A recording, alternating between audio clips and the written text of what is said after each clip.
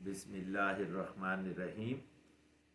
जी, मैं मुफ्ती फ़वाद हैदर आपके सामने हाज़िर हूँ और आज का मौजू जो वक्त है इसके हवाले से हज के बारे में।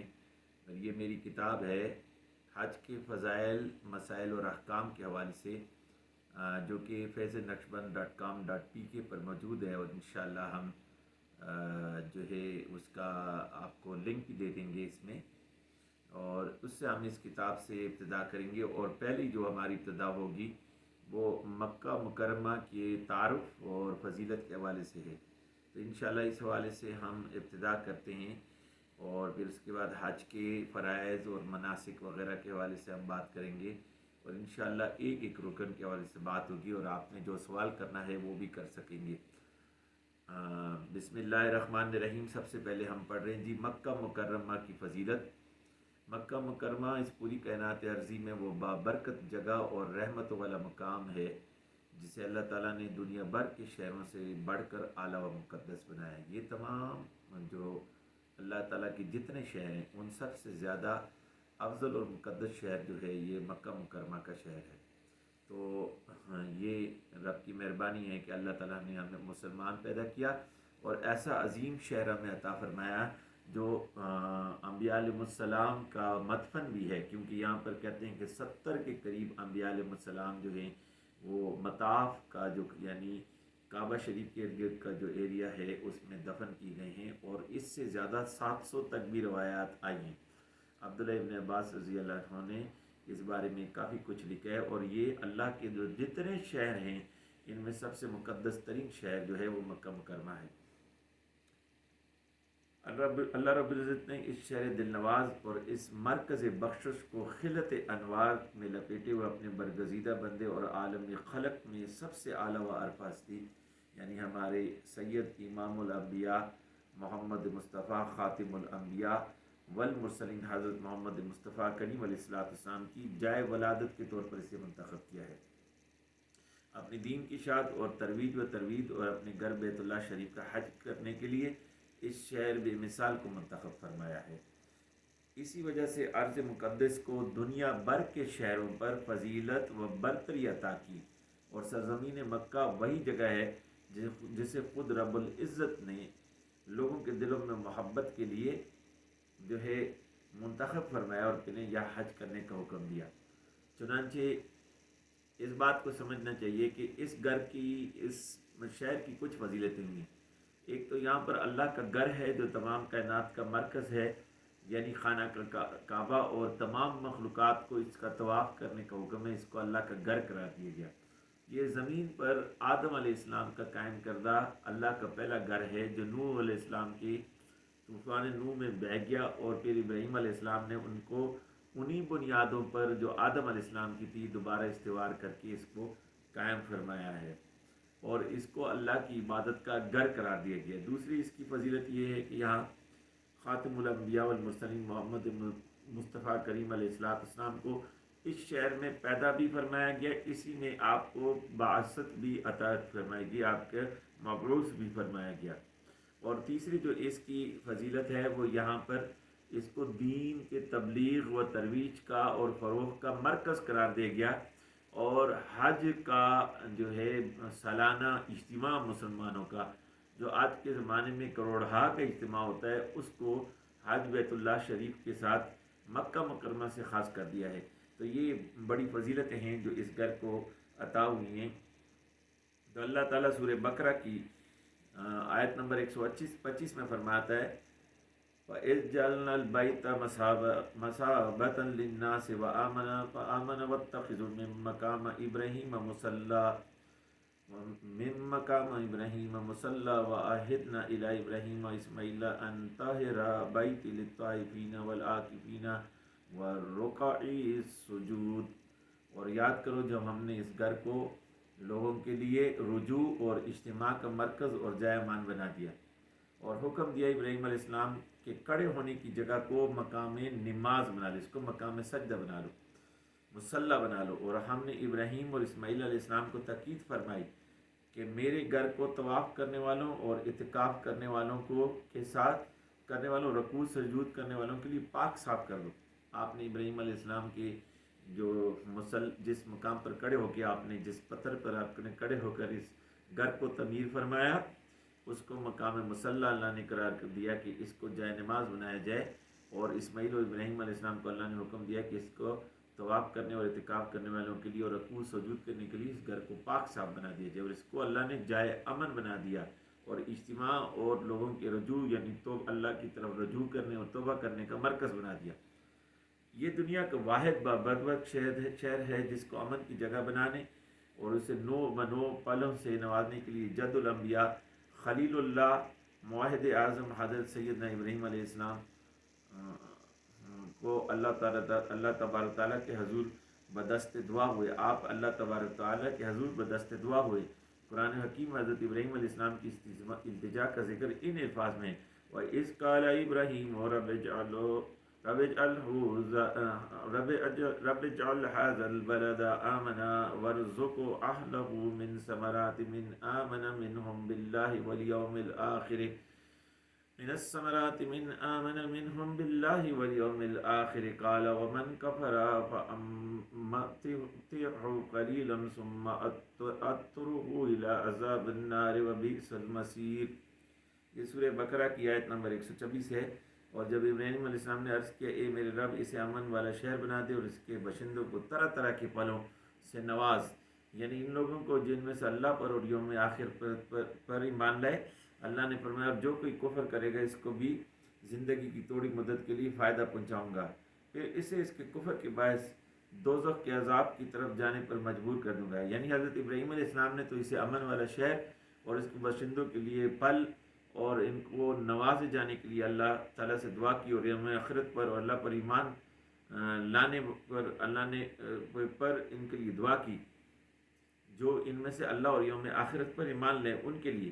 تو اللہ نے فرمایا اور جو کوئی کفر کرے گا اس کی زندگی کی تھوڑی مدت کے لیے بھی اسے فائدہ پہنچاؤں گا، اس کو بھی فائدہ ہوگا، پھر اس کی کفر کے باعث دوزخ کے عذاب کی طرف پر جانے کو مجبور کر دوں گا، وہ بہت بری جگہ ہے۔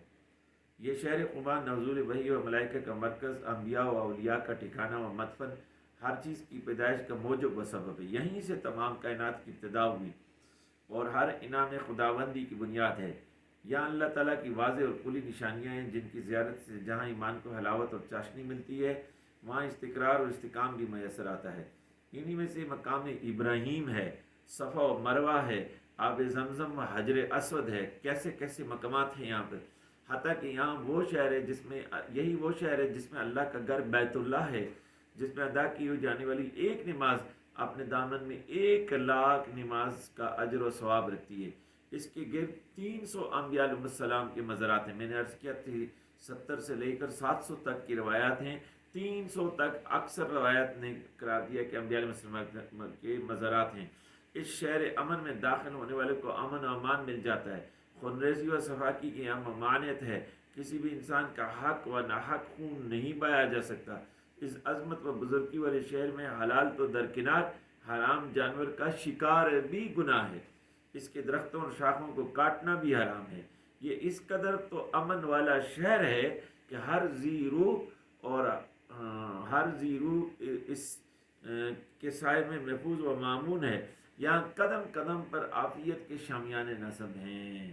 یہ کمال اس شہر کا، یہاں امن ہی امن ہے، یا کسی کو نقصان پہنچانے کی اجازت نہیں، یا ضرر پہنچانے کی اجازت نہیں، یا کسی مخلوق کو تکلیف دینے مارنے کی اجازت نہیں، شکار کی اجازت نہیں، اس کے درختوں کو کاٹنے کی اجازت نہیں۔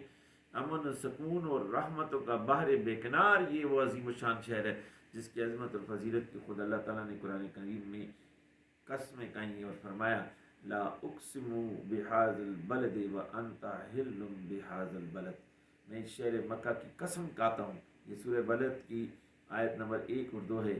اے حبیب مکرم صلی اللہ علیہ وسلم، اس لیے کہ آپ اس شہر میں تشریف فرما ہیں تو 2 فضیلتیں، ایک تو اس شہر مکہ کی قسم کھائی، ایک تو یہ فضیلت ملی کہ اللہ نے اس شہر کی قسم کھائی ہے، اور دوسری اس لیے کہ یہ فضیلت اللہ نے خود بیان فرمائی کہ اس لیے کہ اے محبوب آپ اس میں تشریف فرمائیں، آپ مبعوث ہوئے، آپ کی ولادت ہوئی، آپ کی رہائش ہے۔ تو معلوم چلا کہ اللہ کے رسول صلی اللہ علیہ وسلم خاتم الانبیاء کی اللہ کے حضور اتنی تو شان ہے کہ جس شہر میں اللہ کی محبوب تشریف فرما ہیں، رہائش پذیر ہیں، ولادت ہوئی ہے، بعثت ہوئی ہے، اللہ اس شہر کی قسم اٹھاتے ہیں۔ اسی طرح مکہ مکرمہ کی فضیلت حدیث نبی صلی اللہ علیہ وسلم سے بھی ثابت ہے۔ سیدنا ابن عباس رضی اللہ عنہ سے مروی ہے کہ حضور نبی کریم اکرم صلی اللہ علیہ وسلم نے مکہ مکرمہ کو مخاطب کر کے اظہار محبت یوں فرمایا: تو کتنا اچھا شہر ہے اور مجھے کتنا عزیز ہے، اگر میری قوم مجھے یہاں سے نہ نکالتی تو میں تیرے علاوہ کہیں نہ ٹھہرتا۔ یہ آپ کا پیارا شہر ہے۔ یہ ترمذی کی سنن ترمذی کی کتاب المناقب باب فی فضل مکہ کی جو ہے حدیث ہے، اور رقم الحدیث 3926 ہے۔ کعبۃ اللہ کی فضیلت۔ جواب: کعبۃ اللہ کی کیا فضیلت ہے؟ کعبۃ اللہ کی فضیلت کی اس سے بڑی وجہ اور کیا ہو سکتی ہے کہ اللہ تعالیٰ تبارک تعالیٰ نے اپنے اس گھر سے محبت فرماتا ہے، اور جس کا ذکر سورہ حج کی درجہ ذیل آیت کریمہ میں ہے، جہاں جد الانبیاء حضرت ابراہیم علیہ السلام کو حکم فرمایا کہ میرا گھر حج اور طواف کرنے والوں کو پاک کے لیے پاک و صاف رکھو۔ بس رب فرماتا ہے کہ وَإِذْ بَوَّأْنَا لِإِبْرَاهِيمَ مَكَانَ الْبَيْتِ أَلَّا تُشْرِكْ بِي شَيْئًا وَطَهِّرْ بَيْتِيَ لِلطَّائِفِينَ وَالْقَائِمِينَ وَالرُّكَعِ السُّجُودِ۔ صدق اللہ العلی العظیم۔ اللہ تعالیٰ اس میں فرماتا ہے کہ ہم نے، اور وہ وقت یاد کیجئے جب ہم نے ابراہیم علیہ السلام کے لیے بیت اللہ یعنی خانہ کعبہ کی تعمیر کی جگہ کا تعین کر دیا، اور انہیں حکم فرمایا کہ میرے ساتھ کسی چیز کو شریک نہ ٹھہرانا، اور میرے گھر کو تعمیر کرنے کے بعد طواف کرنے والوں اور قیام کرنے والوں اور رکوع و سجود کرنے والوں کے لیے پاک و صاف رکھنا۔ اس سے اگلی آیت میں یہ مضمون محبت کی انتہا پر پہنچ گیا ہے، جہاں حضرت ابراہیم علیہ السلام سے فرمایا گیا اب تمام لوگوں کو بآواز بلند میرے گھر کے حج اور طواف کے لیے بلاؤ۔ سبحان اللہ پہ خود تبارک تعالیٰ نے فرمایا دیکھنا میرے بندے دور و نزدیک سے کیسے کھنچے چلے آتے ہیں۔ وَأَذِنَ فِي النَّاسِ بِالْحَجِّ يَأْتُوكَ رِجَالًا وَعَلَىٰ كُلِّ ضَامِرٍ يَأْتِينَ مِنْ كُلِّ فَجٍّ عَمِيقٍ۔ اور تم لوگوں میں حج کا بلند آواز سے اعلان کرو، وہ تمہارے پاس پیدل اور تمام دبلے اونٹوں پر سوار حاضر ہو جائیں گے جو دور دراز کے راستوں سے آتے ہیں۔ کتنے ہی تو پیارے انداز میں اللہ تعالیٰ نے جو ہے وہ اعلان کرنے کا کہا کہ فرمایا وَأَذِنْ فِي النَّاسِ بِالْحَجِّ يَأْتُوكَ رِجَالًا وَعَلَىٰ كُلِّ ضَامِرٍ يَأْتِينَ مِنْ كُلِّ فَجٍّ عَمِيقٍ۔ تو یہ کتنی ہی پیاری انداز میں اللہ تعالیٰ نے جو ہے وہ اپنے حج کی طرف لوگوں کا اعلان کرنے کے لیے آپ کو حکم دیا۔ تمہارے پاس وہ چلے آئیں گے خود بخود، پیدل بھی اور دبلے اونٹوں پر، اور سوار حاضر ہوں گے پیدل اور سوار ہو کے، دبلے ہوں مضبوط ہوں، جو دور دراز کے راستوں سے جو ہیں وہ آتے ہوں گے۔ اللہ تعالیٰ نے کہا کہ جب تم اعلان کرو گے تو میں اپنے اعلان کو تمام کائنات میں پلا دوں گا، اور جو اس پر لبیک کہے گا اللہ ان کو اس گھر کی حاضری نصیب فرمائے گا۔ اللہ ہمیں بار بار اپنے اس پاک گھر کی حاضری حج اور عمرہ نصیب فرمائے۔ نبی اکرم صلی اللہ علیہ وسلم کی متعدد احادیث میں بھی کعبۃ اللہ کی فضیلت کی بیان کی گئی ہے۔ سیدنا ابی ہریرہ رضی اللہ عنہ سے مروی ہے کہ نبی اکرم صلی اللہ علیہ وسلم خاتم النبیین والمرسلین نے فرمایا جس نے بیت اللہ کی زیارت کی پھر یہاں کسی سے جھگڑا، بد زبانی اور فساد نہ کیا تو وہ گناہوں سے اس طرح پاک ہو جائے گا جیسے ماں کے پیٹ سے گناہوں سے پاک پیدا ہوتا ہے۔ یہ بخاری صحیح بخاری کی ابواب الاحساد والجزاء السعید باب قول اللہ تعالی فلا رفث، اور رقم الحدیث ہے 1723 نمبر بھی روایت ہے اور 1764 بھی۔ حضرت عبداللہ بن عباس رضی اللہ عنہ سے ایک اور جگہ مروی ہے کہ نبی اکرم صلی اللہ علیہ وسلم نے فرمایا اللہ تعالیٰ دن رات کعبۃ اللہ پر 120 رحمتوں کا نزول فرماتا ہے، اور ان میں 60 خالصتاً طواف کرنے والوں کے لیے، 40 نماز پڑھنے والوں کے لیے، اور 20 ان لوگوں کے لیے جو کعبۃ اللہ کی دیدار سے اپنے آنکھوں سے منور کر رہے ہوتے ہیں۔ سبحان اللہ، چاہے صرف کعبہ کا دیدار ہی کرو تو 20 رحمتیں نوازتی ہیں سے نوازا جاتا ہے، اس پر نازل ہوتی ہیں۔ اگر طواف کرے تو 60 اور نماز پڑھے تو 40 رحمتیں عطا ہوتی ہیں۔ ابن جوزی نے اپنے اس کو العلل المتناہیہ میں بیان کیا ہے، اور جلد 2 میں 82 نمبر کی روایت ہے۔ حضرت عبداللہ رضی اللہ عنہ سے مروی ہے نبی کریم علیہ السلام نے فرمایا النظر الی البیت الحرام بیت الحرام عبادہ، یہ تالی تلخیص میں جلد 2 365 رقم الحدیث ہے 221. اس عزت والے گھر کو دیکھنا بھی عبادت ہے. پھر فرمایا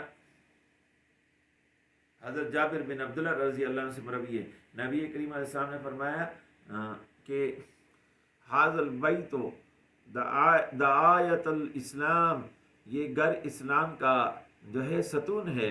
دلوی الفردوس بھی معصور الخطاب میں رقم الحدیث 6964 ہے. جو شخص اس کی زیارت کے ارادے سے نکلا، وہ خواہ وہ حج کرنے والا ہو یا عمرہ کی، تو اللہ تعالیٰ کی ذمہ داری میں ہے، اور اگر فوت ہو گیا تو اسے جنت میں داخلہ نصیب ہوگا. یہ بھی روایت ہے. کعبۃ اللہ کی تعمیر کے مراحل کون سے ہیں؟ یہ وہ مقدس و ببرکت خطہ زمین ہے جسے بیت اللہ ہونے کا شرف حاصل ہوا، جس کی عظمت اور رسمت میں کوئی ثانی نہیں، جس کے چشمہ فیض سے پورے عالم انسانیت مستفیض ہو رہا ہے. یہی وہ بابرکت جائیں جہاں کائنات ارضی کا منبع و سرچشمہ، یہیں سے کائنات کی ابتدا ہوئے، اسی سے ساری زمین کو پلا دیا گیا. زمین و آسمائش کی پیدائش سے 2000 قبل اسے وجود بخشا گیا. اور سیدنا عبداللہ ابن عباس رضی اللہ عنہ سے مروی ہے، اللہ تعالیٰ نے ہر چیز سے پہلے پانی پیدا کیا، پانی کو ہوا پر ٹھہرایا، اور پھر اللہ تعالیٰ نے ایک ایسی ہوا بھیجی جس سے پانی میں ہلچل پیدا ہوئی. چنانچہ اللہ تعالیٰ نے اپنے قدرت کاملہ سے بیت اللہ والی جگہ قبا نما ایک ٹیلا پیدا کر دیا، جہاں 2000 سال بعد بیت اللہ شریف تعمیر کیا گیا. یہ عبدالرزاق اپنے مصنف میں لکھتے ہیں، جلد 5 اور روایت نمبر 90 ہے. امام بہقی نے شعب الایمان میں سیدنا ابن عباس رضی اللہ عنہ سے روایت کیا ہے کہ نبی کریم صلی اللہ علیہ وسلم نے ارشاد فرمایا، سب سے پہلے ٹکڑا جسے اللہ رب العزت نے زمین سے پیدا کیا وہ بیت اللہ کی جگہ ہے، پھر اسی سے زمین کو پلا دیا. اس کو محمد طاہر الکردی المکی نے التاریخ القویم میں جلد 3 روایت نمبر 7 ہے. حضرت آدم علیہ السلام کی پیدائش سے 2000 سال پہلے ملائکہ نے کعبہ شریف تعمیر کیا، اور وہ اس کا حج بھی کرتے تھے. قاضی ثناء اللہ پانی پتی تفسیر منظری جلد 1 صفحہ نمبر 508 پہ. حضرت ابو ذر سے روی ہے، آپ بیان کرتے ہیں کہ میں نے حضور نبی کریم صلی اللہ علیہ وسلم کی بارگاہ میں عرض کیا، یا رسول اللہ صلی اللہ علیہ وسلم، سب سے پہلے کون سی مسجد کا سنگ بنیاد رکھا گیا؟ تو نبی کریم صلی اللہ علیہ وسلم نے ارشاد فرمایا، المسجد الحرام، یعنی بیت اللہ شریف کو اس قدامت کا شرف حاصل ہے. سائل نے پھر استفسار کیا کہ بیت اللہ کے بعد کون سی مسجد وجود میں آئی؟ تو آپ صلی اللہ علیہ وسلم نے فرمایا، المسجد الاقصیٰ، پہلی مسجد حرام ہے، پھر دوسری مسجد الاقصیٰ ہے، دوسرا درجہ بیت المقدس کو حاصل ہے. دریافت کیا گیا دونوں کے درمیان کتنے عرصے کا فاصلہ تھا؟ ارشاد فرمایا 40 برس کا. یہ بخاری شریف کی صحیح البخاری کی کتاب الانبیاء باب قول اللہ تعالی ووہبنا لداؤد اور جلد 3 1260 رقم الحدیث 3243 ہے. قاضی ثناء اللہ پانی پتی نے تفسیر مظہری میں جلد 1 508 میں بیان کیے. تاریخی تناظر میں دیکھیں تو یہ بات قرین فہم میں لکھ دیتی ہے کہ وہ خطہ زمین جسے خانہ خدا کی تعمیر کے لیے منتخب کیا گیا کوئی بے آباد و ویران مقام نہ تھا، بلکہ مدت سے یہ انسانوں کی بستی بن چکا تھا، چونکہ اس مقدس مقام کو آنے والی نسلوں کے لیے تہذیب و ثقافت اور علم و عرفان کا گہوارہ بنانا تھا. اب تک کعبۃ اللہ کی تعمیر 11 مرتبہ ہو چکی ہے. ملائکہ سے تعمیر. نمبر 1 کس نے تعمیر کیا؟ ملائکہ. سب سے پہلے بیت اللہ کی تعمیر اللہ تعالیٰ کے حکم پر فرشتوں نے کی. حضرت علی بن حسین رضی اللہ عنہ امام زین العابدین سے رضی اللہ عنہ سے ایک آدمی نے پوچھا، علی بن حسین کون ہے؟ یعنی امام زین العابدین جن کو کہا جاتے ہیں. ان سے آپ ایک فرد نے پوچھا، بیت اللہ کا طواف کب سے ہو رہا ہے؟ تو آپ نے رضی اللہ نے فرمایا، فرشتوں کو زمین پر اپنا خلیفہ بنانے کے بارے میں اطلاع دی. اللہ تعالیٰ نے جب اطلاع دی فرشتوں کو تو انہوں نے عرض کیا، ہم آپ کی تسبیح و تقدیس کرنے والے ہیں، اور آپ ایسے بشر کو خلیفہ بنا رہے ہیں جو زمین میں فساد پھیلائے گا اور خون بہائے گا. اللہ تعالیٰ نے فرمایا، جو میں جانتا ہوں وہ تم نہیں جانتے. فرشتوں کو اپنی عرش پر نہایت ہی شرمندگی ہوئی. انہوں نے حالت زاری اور تضرع میں حضرت میں عرش الہی کا 3 دفعہ طواف کیا. اللہ تعالیٰ نے ان پر خصوصی رحمت کرتے ہوئے عرش کے نیچے بیت المعمور بنا کر فرمایا، تم اس کا طواف کیا کرو. اس کا ہر روز 17,000 فرشتے طواف کرتے ہیں. ایک دفعہ طواف کرنے والے دوبارہ نہیں آتے. اس کے بعد فرشتوں سے فرمایا، اب تم زمین پر جاؤ اور وہاں پر ابنو لی بیتن فی الارض بمثالہ و قدرہ، اس کی مثل و اس کی قدر مقدار کے مطابق زمین پر میرا گھر بناؤ۔ جب گھر بن گیا تو اللہ تعالیٰ نے زمین پر رہنے والی مخلوق کو حکم دیا این یطوف بہذا البیت کما یطوف اہل السماء بالبیت المعمور۔ ارزقی نے اخبار مکہ میں جلد 1 34 نمبر صفحہ پر اس کا بیان کیا، اس گھر کا تم بھی جو ہے طواف کرو، اور جیسے آسمان والے بیت المعمور کا کرتے ہیں، این یطوفوا بہذا البیت کما یطوف اہل السماء بالبیت المعمور۔ یہ اللہ تعالیٰ نے حکم فرمایا، تو اس بعد سے آج تک انسانیت تمام کی تمام اولاد آدم اس کی طواف کر رہی ہے۔ سیدنا آدم علیہ السلام کی پیدائش سے 2000 سال قبل فرشتوں نے بیت اللہ شریف کی تعمیر کیا، زمین پر رہنے والی ملائکہ کو اللہ تعالیٰ نے اس کے طواف اور حج کرنے کا حکم دیا تھا۔ مولا علی قاری نے مرکات المفاتیح جلد 5 صفحہ نمبر 263 کو اس کو بیان کیا ہے۔ سیدنا آدم علیہ السلام نے اس کی تعبیر کی ہے۔ سیدنا آدم اور حضرت حوا علیہ السلام جب زمین پر آئے تو حضرت آدم علیہ السلام نے برگاہ خداوندی میں عرض کی، مولا میں اس لذت و سرور سے محروم ہو گیا ہوں جو فرشتوں کے ساتھ بیت المعمور کا طواف میں کیا کرتا تھا، کاش ہمیں پھر وہاں لٹا دیا جائے۔ تو اللہ تعالیٰ جو سب کو جاننے والا ہے، تو اس نے حکم فرمایا، اے آدم جا اور تم اسی آسمانی گھر بیت المعمور کے مقابل زمین پر میرا گھر بناؤ، ابنی لی بیتن ابنی لی بیتن بہذا بیت الذی فی السماء نتعبد فیہ انت وولدک کما نتعبد ملائکتی حول عرشی۔ یہ الصالحین سبل الہدی والرشاد جلد 1 147 نمبر صفحہ پر میں نے کیا ہے، الصالحی سبل الہدی والرشاد، اور جلد 1 میں 147 نمبر صفحہ، تم اسی آسمانی گھر بیت المعمور کے مقابل زمین پر میرا گھر بناؤ، اور اس میں تم اور تمہاری اولاد اسی طرح عبادت کرو جیسے ملائکہ میرے عرش کے ارد گرد طواف کرتے تھے۔ ایک اور روایت کے الفاظ میں ہے کہ اس کا طواف کرو اور اس کے گرد میرا ذکر کرو جیسا تم نے ملائکہ کو میرے عرش کے گرد کرتے ہوئے دیکھا ہے۔ سیدنا آدم علیہ السلام حضرت جبرائیل علیہ السلام کو جبرائیل علیہ السلام کی رہنمائی میں مکہ معظمہ پہنچے۔ جب وہاں جبرائیل علیہ السلام نے پر مار کر کعبہ کی بنیادیں ظاہر کی جو انتہائی گہری تھی، پھر فرشتے 5 مختلف پہاڑوں سے بڑی بڑی چٹانیں لائے جن میں سے ایک چٹان 30 آدمی مل کر بھی نہیں اٹھا سکتے تھے، تو سیدنا آدم علیہ السلام نے ان پتھروں سے بیت اللہ شریف کی تعمیر فرمائی۔ محمد طاہر الکردی المکی نے الطریق القویم میں جلد 3 صفحہ نمبر 12 پر، اور صالحین سبل الہدی والرشاد جلد 1 صفحہ نمبر 147 پر اس کو ذکر کیا ہے۔ سیدنا شیس علیہ السلام نے بیت اللہ کی تعمیر کی۔ امام ارزقی وہب بن منبع سے روایت کرتے ہیں کہ یاقوت کا وہ خیمہ جو سیدنا حضرت آدم علیہ السلام کے لیے جنت سے اتارا گیا تھا، آپ کے وصال کے بعد اللہ تعالیٰ نے آسمانوں پر اٹھا لیا، تب انہی بنیادوں پر آپ کی اولاد نے مٹی اور پتھروں سے کعبۃ اللہ تعمیر کیا، اور وہ عمارت طوفان نور تک قائم رہی۔ پھر اس کے بعد حضرت آدم علیہ السلام کے بعد سب سے پہلے تعمیر کعبہ کی سعادت حضرت شیس علیہ السلام کو حاصل ہوئی۔ اس کو بھی طاہر الکردی نے اور صالحین سبل الہدی والرشاد میں بیان کیا ہے، صفحہ نمبر 148 پہ۔ ابراہیم علیہ السلام نے بیت اللہ کی تعمیر کی۔ سیدنا حضرت ابراہیم علیہ السلام فلسطین سے مکہ معظمہ میں سیدہ ہاجرہ اور سیدنا اسماعیل علیہ السلام سے ملاقات کے لیے تشریف لاتے رہے۔ جب تیسری بار بیت اللہ کی تعمیر کے سلسلے میں تشریف لائے تو حضرت اسماعیل علیہ السلام جن کی عمر اس وقت 20 سال تھی، چاہے زمزم کے قریب ایک درخت کے نیچے بیٹھے تیر بنا رہے تھے۔ طویل عرصے کی جدائی کے بعد والد گرامی کے چہرہ اقدس کی زیارت کی سے خوشی کی لہر دل میں دوڑ گئی، انتہائی تعظیم و تکریم سے خوش آمدید کہا۔ ابتدائی گفت و شنید کے بعد سیدنا ابراہیم علیہ السلام نے اپنے فرزند انجمن پیغمبر خدا حضرت سیدنا اسماعیل علیہ السلام کو مخاطب کرتے ہوئے فرمایا، بے شک تیرے رب نے مجھے اس گھر بیت اللہ کی تعمیر کا حکم دیا ہے۔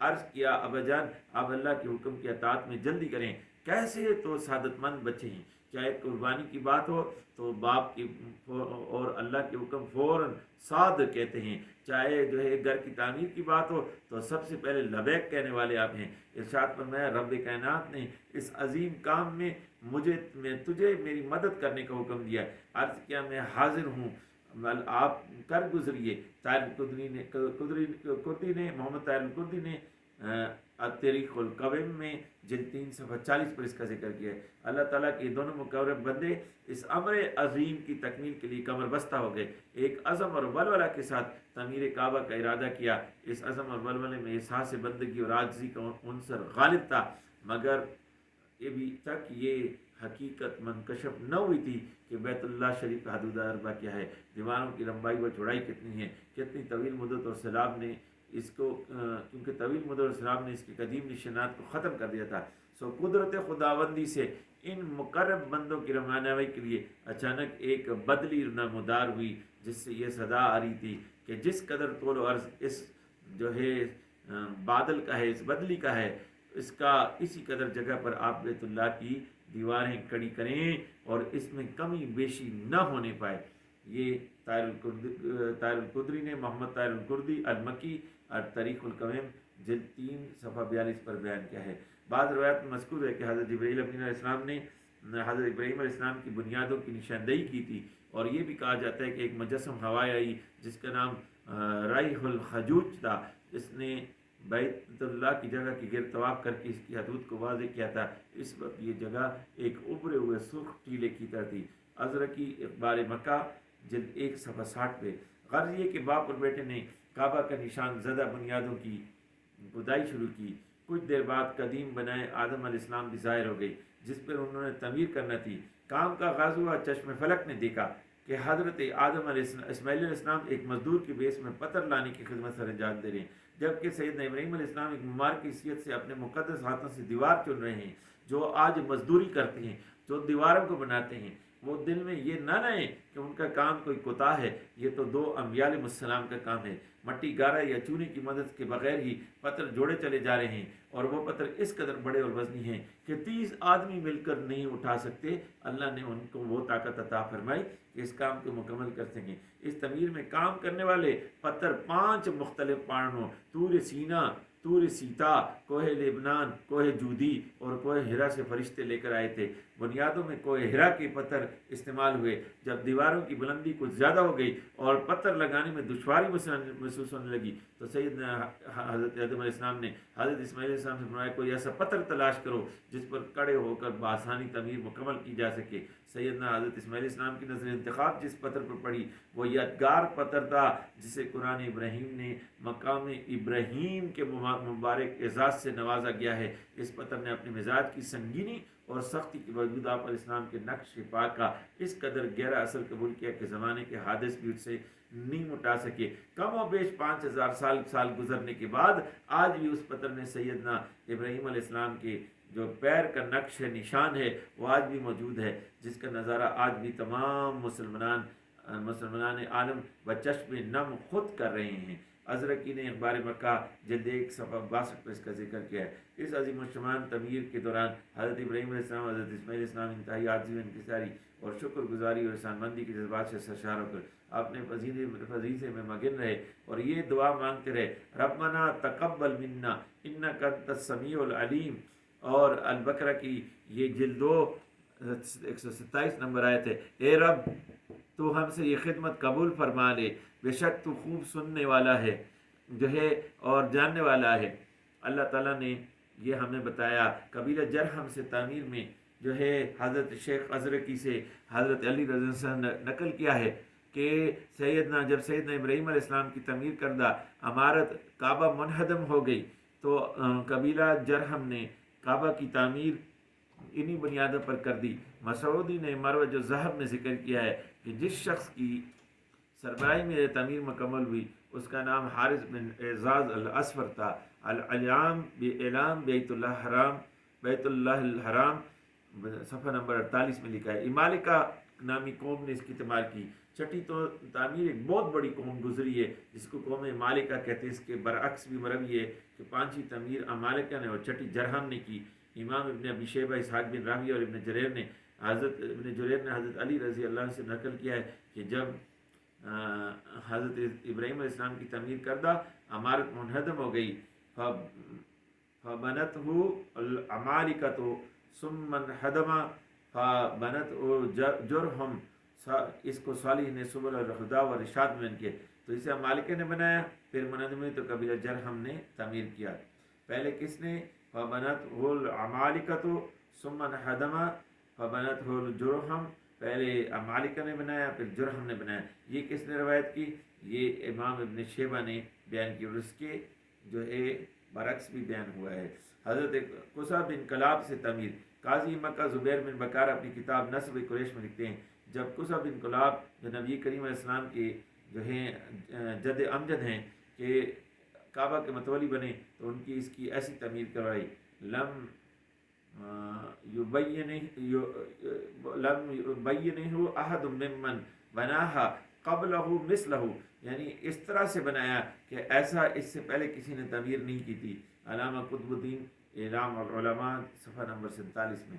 قریش میں قصہ پہلا آدمی تھا جسے کعبۃ اللہ تعمیر کرنے کی سعادت تھی۔ یہ نبی کریم علیہ السلام کے اجداد میں سے ہیں اور آپ سے تقریباً 130 سال پہلے ان کی حکومت قائم ہوئی تھی۔ محمد طاہر الکردی المکی نے تاریخ القوم جلد 3 صفحہ 129 پر بھی اسے بیان کیا ہے۔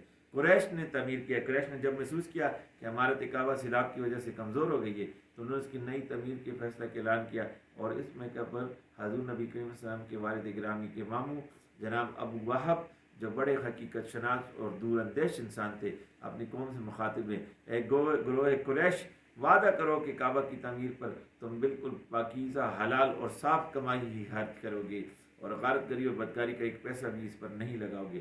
ابن کثیر نے البدایہ والنہایہ میں جلد 2 صفحہ 301 پر اسے بیان کیا ہے۔ اور یہ کس نے کہا؟ نبی کریم صلی اللہ علیہ وسلم کے والد گرامی کے ماموں ابو وہب، جو بڑے حقیقت شناس اور دور اندیش انسان تھے، انہوں نے یہ بات کی۔ تمام قبائل نے وعدہ کیا اور کعبہ معظمہ کے ایک ایک حصے کی تعمیر اپنے ذمہ لے لی۔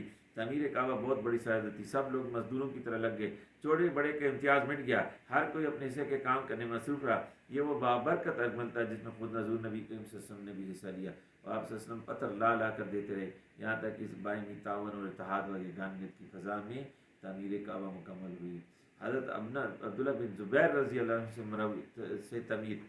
خلفائے راشدین کے دور میں مسجد حرام میں توسیع تو ہوئی، مگر بیت اللہ تعمیر قریش کی مطابق ہی رہا۔ 63 ہجری میں یزید حکمران بنا، اس نے مدینہ منورہ اور مکہ معظمہ کی جانب بیعت سے انکار کرنے والوں سے جنگ کرنے کے لیے ایک لشکر جرار بھیجا، چونکہ اہلیان مکہ اور مدینہ سیدنا عبداللہ بن زبیر رضی اللہ عنہ کی بیعت کر چکے تھے، اس لیے انہوں نے یزید کی بیعت کرنے سے صاف انکار کر دیا۔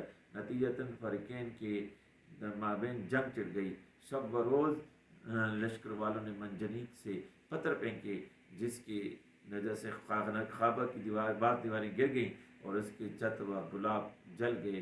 علامہ قطب الدین نے اعلام العلماء صفحہ 69 پر لکھے۔ اس در سے یزید کی موت کی خبر آنے پر لشکر واپس ہو گیا۔ سیدنا عبداللہ بن زبیر رضی اللہ عنہ نے تمام کعبہ کی تعمیر نئے سرے سے کروائی، چونکہ ارشاد نبی صلی اللہ علیہ وسلم کے ذہن میں تھا، اس لیے انہوں نے اسے بناتے ہوئے سیدنا ابراہیم علیہ السلام کی قائم کی ہوئی بنیادوں کو ہی پیش نظر رکھا، یعنی حتیم کو کعبہ کی عمارت میں شامل کر دیا، دروازہ زمین پر رکھا اور مشرق و مغرب کی جانب 2 دروازے بنا دیے۔ حضرت یزید بن رومان سے مقبول ہے، اس موقع پر موجود تھے۔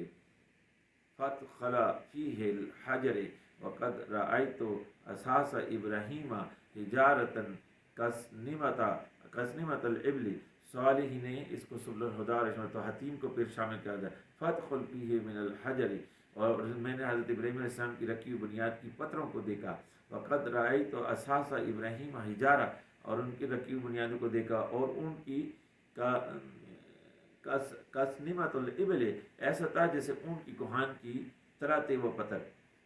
اس عظیم الشان کام کی بے حسن خوبی تکمیل پر سیدنا عبداللہ بن زبیر رضی اللہ عنہ نے برگاہ اولویت میں اظہار تشکر کے لیے تنعیم سے چل کر لوگوں کی ایک بہت بڑی جمعیت کے ساتھ عمرہ ادا کیا، اور اس سعادت عظیم پر رسول پر برگاہ خداوندی میں شدت شکر بجا لے۔ نمبر 10 پہ حجاج بن یوسف نے تعمیر کی۔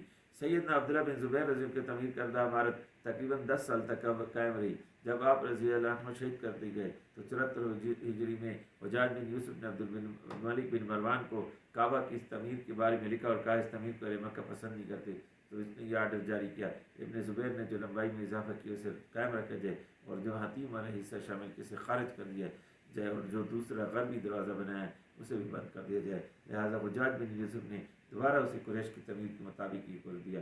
سنت ابراہیمی اور خواہش مصطفیٰ کریم علیہ السلام کے ساتھ مطابق تعمیر ابن زبیر رضی اللہ عنہ کو حاصل تھی۔ اس سے معلوم ہوتا ہے کہ خلیفہ عبد الملک بن مروان حضرت عائشہ صدیقہ رضی اللہ عنہ حدیث حضرت عائشہ صدیقہ رضی اللہ عنہ سے بے بہرہ اور بے خبر تھا۔ ایک مرتبہ ایک مفرد کے ساتھ حارث بن عبداللہ خلیفہ کے پاس آئے۔ دوران گفتگو خلیفہ عبد الملک بن مروان نے کہا، میرے خیال ہے کہ تعمیر کعبہ کے بارے میں ابن زبیر رضی اللہ عنہ نے کوئی ایسی حدیث اپنی خالہ سیدہ عائشہ صدیقہ رضی اللہ عنہ سے نہیں سنی ہوگی جس کی روشنی میں صاحب کی تعمیر کی گئی۔ حارث بن عبداللہ نے کہا، ہاں ہاں ضرور سنی، یہ حدیث تو میں نے بھی ام المومنین سے سنی ہے۔ خلیفہ سوال کیا، تم نے کیا سنا تھا؟ انہوں نے کہا، ام المومنین سیدہ عائشہ صدیقہ رضی اللہ عنہ فرماتی تھی کہ ایک مرتبہ حضور نبی کریم صلی اللہ علیہ وسلم نے مجھ سے فرمایا، عائشہ تیری قوم نے بیت اللہ کو تنگ کر دیا ہے، اگر تیری قوم کا زمانہ شرک قریب نہ ہوتا تو میں نئے سرے سے تعمیر کر کے اس کمی کو پورا کر دیتا۔ عائشہ میرے ساتھ چل، میں تجھے ابراہیم علیہ السلام کی اصل بنیادیں دکھاتا ہوں۔ آپ سے نے فرمایا، 3 میں سے 7 ہاتھ اندر کا حصہ بیت اللہ میں شامل تھا اور اس جگہ ابراہیمی بنیادی تھی، اور میں چاہتا ہوں کہ اس کے 2 دروازے، ایک مشرق میں اندر جانے کے لیے اور ایک مغرب میں باہر جانے کے لیے ہیں۔ عائشہ تمہیں معلوم ہے تیری قوم نے اتنا اونچا دروازہ کیوں رکھا؟ سیدہ عائشہ صدیقہ رضی اللہ عنہا نے عرض کیا، اللہ و رسولہ عالم، آپ نے ارشاد فرمایا، محض اپنی بڑائی، تکبر اور نخوت کی وجہ سے انہیں ایسا کیا ہے تاکہ وہ جسے چاہیں کعبہ شریف میں داخل ہونے دیں اور جسے چاہیں سعادت سے محروم رکھیں۔ جس آدمی کے اندر داخل ہونے پر وہ خوش نہ ہوئے اسے دھکے دے کر نیچے گراتے، اور جس کا داخلہ ان کی خواہش کے مطابق ہوتا اس کی دستگیری کرتے۔ خلیفہ نے کہا، حارث، کیا تم نے یہ حدیث خود سیدہ عائشہ امی جان حضور سیدہ صدیقہ رضی اللہ عنہ سے سنی تھی؟ حارث نے اس بات پہ جواب دیا تو خلیفہ عبد الملک بن مروان کچھ دیر اپنی لاٹھی پر ٹیک لگائے سوچتا رہا، کہا، کاش میں بیت اللہ کو اپنے حال پر چھوڑتا، اس کی گرانے اور تبدیل کرنے کا فرمان جاری نہ کرتا۔ اس کو صحیح مسلم نے کتاب الحج باب نقض القعبہ و بنائہ جلد 2 اور رقم الحدیث ہے 1333۔ سلطان مراد خان عثمانی نے اس کی تعمیر کی، یہ جو ہے 11ویں اور آخری تعمیر ہے۔ اس تعمیر کے 966 سال بعد سیلاب سے کعبہ شریف منہدم ہوا تو 1040 ہجری میں سلطان مراد خان عثمانی جو خلافت عثمانیہ سے سلطان عثمانی تھے نے اسے تعمیر کی، اور اس کے بعد علامہ طاہر کردی کر لکھتے ہیں، سلطان مرید کی تعمیر کر رہی یہ عمارت ہمارے زمانے تک چلی آ رہی ہے۔